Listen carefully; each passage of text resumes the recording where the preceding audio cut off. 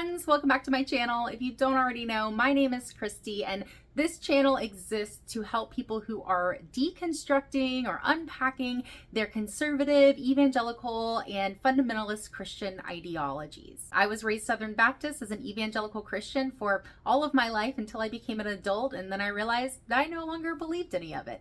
And it was not that quick of a process. It was a very long journey of me really trying to figure out what I believed, but I did eventually come to the conclusion that I just didn't believe in Christian ideologies, and I really didn't believe in God at all. So I do consider myself an agnostic atheist, and I like to kind of put this all out at the beginning of the video so people understand who I am, where I'm coming from, and what my intentions are. Now, recently I received a comment from a viewer who had a really important question for me, and I thought it would make a really interesting discussion for a video. And so I'm going to read this comment. I am going to kind of shorten it because it's a little bit of a long comment, but I will put the entire comment in the description of this video so that you can read it for yourself.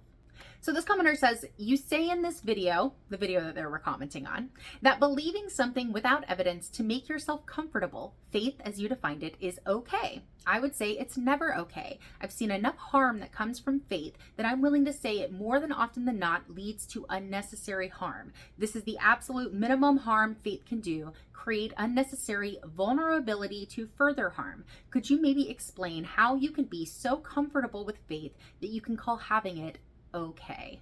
I agree that what this commenter says, that faith can create unnecessary vulnerability to further harm.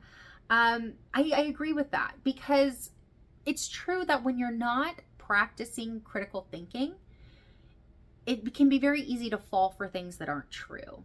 Critical thinking is a really specific process that you kind of go through to carefully examine and kind of scrutinize the things that are being presented to you. So you can filter out the things that aren't true and only accept the things that are. And we all get it wrong. I get it wrong sometimes. I'm sure I believe things that are, well, I know I do. I believe things that aren't true all the time, and I have to get corrected or you know, figure it out for myself.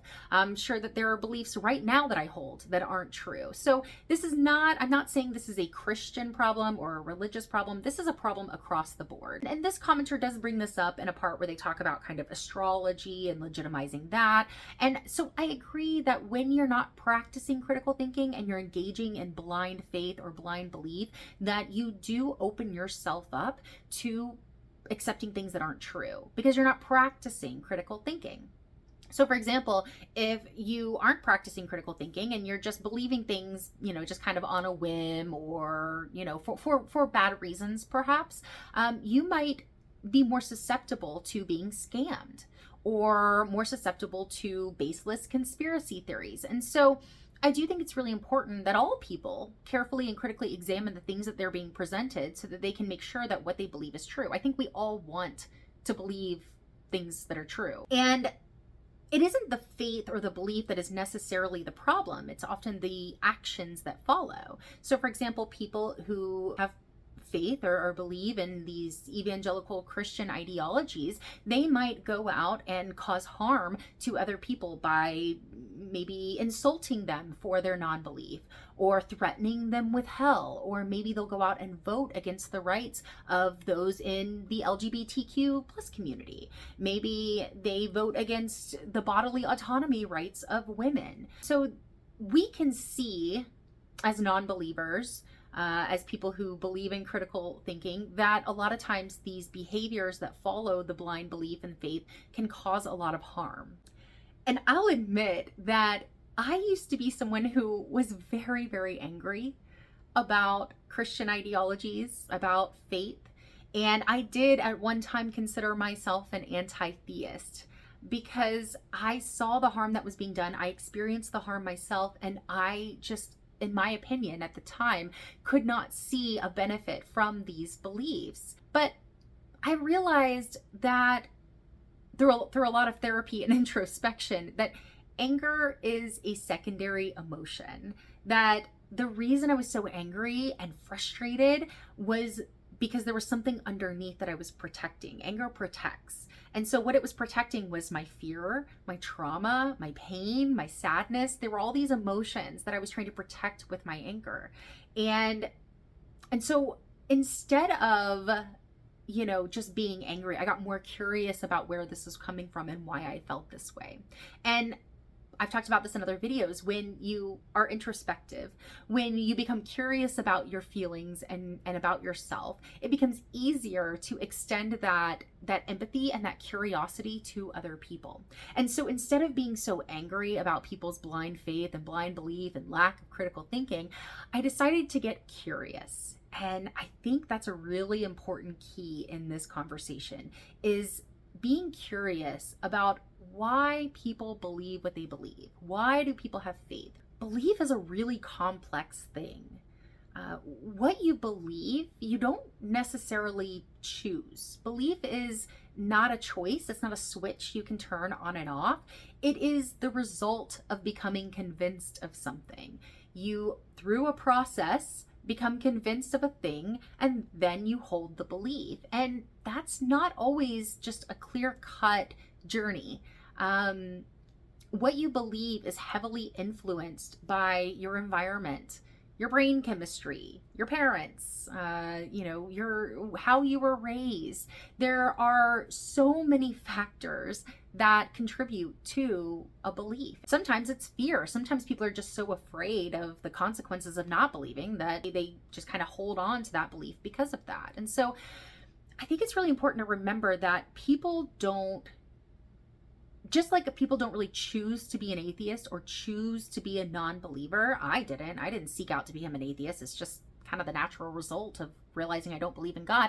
In the same way, people don't choose to believe in Christianity or choose to believe in really anything. You can control the information that you expose yourself to. You can take actions to learn and explore and all of these things, but not everybody has the same opportunities to learn and explore and be curious about their beliefs. We live in a very complex world and everyone is different. Everybody is living in a very different situation. And so there are people who were raised to believe these things. They were taught by people they love and trust, like their parents and their pastor. They have been fed fear-based tactics and they feel comfortable there. They might find a lot of peace and hope in praying to God.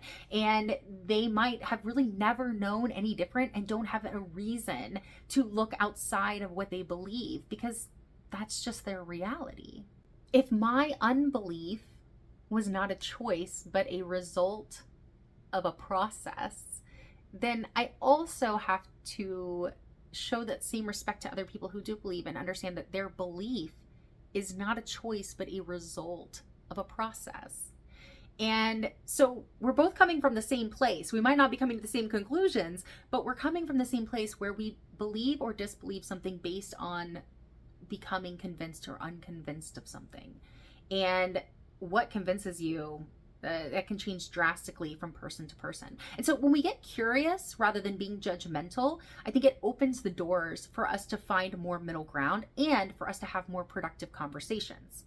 I think we should encourage critical thinking. I think we should encourage people to think about what they believe. That's why I ask a lot of questions here. You'll see, I love to ask questions because instead of just telling people what I think, if I ask them more about what they think, it's going to naturally encourage them to go through that process themselves. Empathy and trying to understand where people are coming from, why they're coming from that place, will get us a lot further than just automatically dismissing people and being judgmental. And I know this because I've been there. I have been through so many walks on this journey over the last 15 years, and I've just really concluded that being angry and judgmental and dismissive, it's not really going to get us anywhere.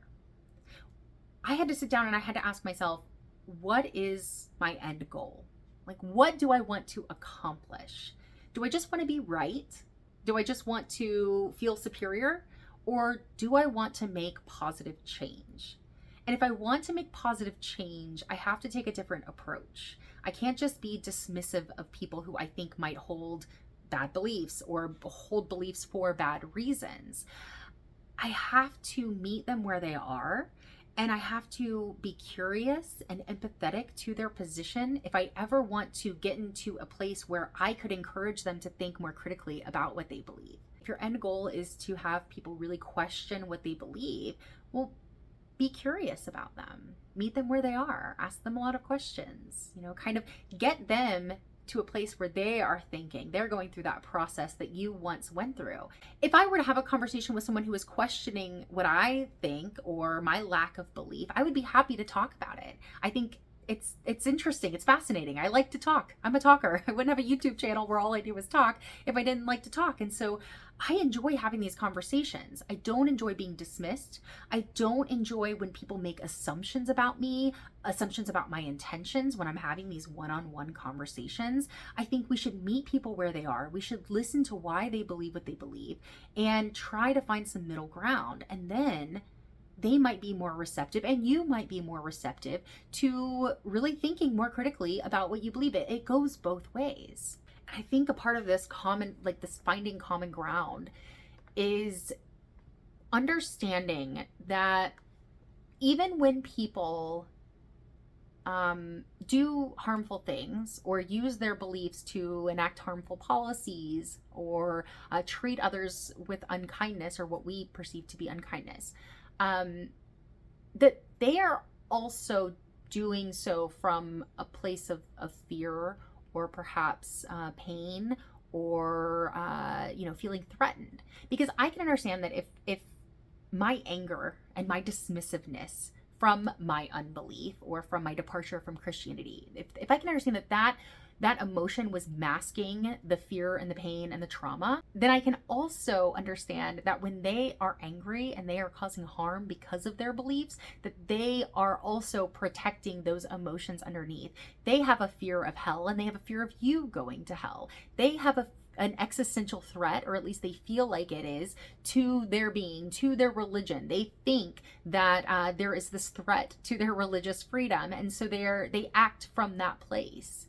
And so it's really interesting to think that we're both coming from a place of fear and pain and trauma, just from different places. And then we use the anger and the dismissiveness to kind of protect that. But if we can see past that, if we can kind of get past the anger and get past the harm that is being done, and see through to what's underneath, see through to people's humanity, well, then we're going to find common ground and we'll be able to have more productive conversations with them. And I understand that, sometimes I can be a little snarky, here. People do tell me that a lot. And I am snarky because I am talking about something that has harmed me. And I think I have earned that right. And I think ex-Christians have earned that right. I think people who have never been Christians and who live in a society where their livelihood, their bodily autonomy, their right to exist, their right to marry who they love, when that is being threatened, I think at minimum they have the right to be snarky and to be frustrated and to do something about it. I think that is warranted. But at the same time, I do want to be more empathetic and compassionate. I want to have more productive conversations. I want to encourage people to think more critically about what they believe and why they believe it, and to work within themselves that critical thinking process, to find reason and rationality through our conversations, because we'll never be able to have that if we're just being judgmental and dismissive. And I'm not saying I'm not judgmental. I'm not saying that at all. And I'm not saying that I don't ever, that I always get it right, because I don't. I'm talking about myself as much as I'm talking to you here. This is not a lecture. I've been having these conversations for a long time. I have lost relationships with a lot of my family members because of this. This is a very important and big part of my life. This, this departure from Christianity and what I've been through and what I've experienced because of it. It has shaped me as a person. And so I will never be able to escape it. And so I like having these conversations. And I think it's important to try to take what we've been through, if we can, if we are in a place where we, have found healing and peace, not in a place of anger. If we can get to a point where we can try to have more productive conversations, meet people where they are, be curious about why they believe what they believe, I think we'll get a lot further. And I think that the goal should not be to encourage people to not have faith. I don't think faith is a bad thing. I don't think believing in something that might not be true is necessarily a bad thing. I think it's what follows. This person talks about astrology or other kinds of beliefs. It opens up the door. Well, it does, but it's not my job to be the faith police. I'm not here to tell people don't have faith. It's when it becomes a bad behavior or a behavior that hurts other people. That's when I take issue. I'm sure faith can be a very kind of driving force in a person's life, can bring them a lot of happiness and peace and joy. For me, I don't feel like I need faith in a God in order to find those things, but that's me personally. And I can't assume that for other people. It's funny because I really do believe in the golden rule. Thank you, Jesus. Even though Jesus was not the one to come up with it, it existed long before Jesus did. Jesus said, treat others as you want to be treated. And I agree with that. And I would actually take it a step further, treat others as they want to be treated, because we're not all the same and we all have different boundaries. And so I think it's really important to consider the other person rather than just yourself and what you think and what you feel. Because it just boils down to, how do I want to be treated? Do I want people to respect my position as a non-believer? Do I want Christians to treat me with kindness and empathy and compassion, even though I don't believe in their religion?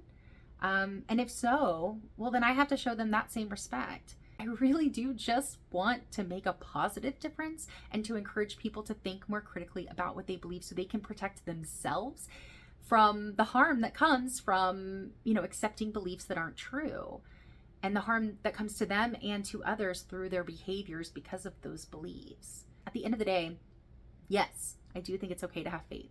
I do think it's okay to have beliefs that might not be true. I think it's okay to believe in astrology. I think it's okay to believe in Christianity, as long as the belief stays personal to you and doesn't extend out to interrupt somebody else's belief, non-belief, or existence. You can have faith all day long, but the moment you take that faith to the voting booth and you vote to make other people adhere to the policies within your own religion, your own faith, that's when it becomes a problem. And it's difficult to know how to approach these things.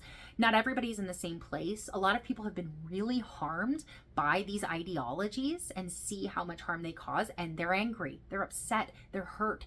They don't want to be kind. They don't want to go out and show mutual respect because they don't feel like they've been respected. And I understand that too, because I was there. And I think I have a really unique perspective, and I'm happy to have it, that I have been on both sides of the argument. So I feel like I can really empathize with both positions. I understand what the Christian is going through. I understand what the angry ex-Christian is going through. And I also understand what I'm going through now, which is just wanting to exist, wanting to help people, wanting to see more critical thinking in the world and coexist with people that have different views and opinions than I do. And so if we can just go out and have more productive conversations and give people the same respect we want, I think we'll be able to coexist more. I don't think that it'll ever be perfect. That's just how humans are. But if we want to create that positive impact, we have to really consider our end goal and what we really want, and to be curious, not angry. So I just wanted to share that today because I saw this comment. This was posted weeks ago. I told them that I would make a response, and it's taken me a little while, but I think it's a really important message. I think it's a really important topic for discussion, because there's a lot of division between the Christians and the ex-Christians. We see it in my comments all the time. People are just arguing and angry and defensive on both sides. Christians are very angry and defensive. Ex-Christians are very angry and defensive, and they're kind of doing this. And I just really would love to see us all try to find middle ground on both sides of the argument, to try to be more curious about one another, see through to people's humanity, even when we think that the other person is being very hateful and mean and angry, to understand that is a secondary emotion. It is covering something up. And if we can kind of try to creep past that, we might actually get somewhere. So again, this is a message to me because I would like to be more empathetic, compassionate, understanding. I want to have more productive conversations, and I want to encourage everyone else to do the same so we can work together to create a positive change. Thank you so much for watching. If you want to support my channel, you can like, you can subscribe, you can ring the bell for notifications, and you can leave a comment. Those things help me a lot. And I don't know, I'll see you next time.